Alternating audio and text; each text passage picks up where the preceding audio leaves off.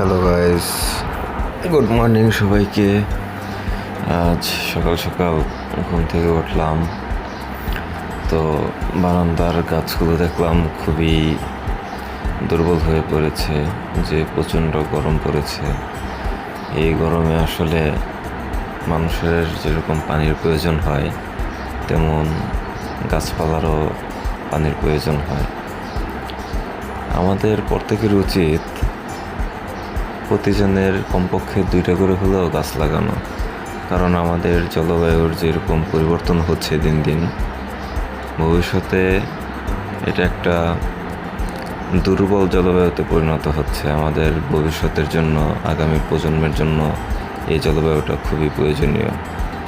তো আমাদের সকলের উচিত বেশি বেশি গাছ লাগানো, গাছের পরিচর্যা করা।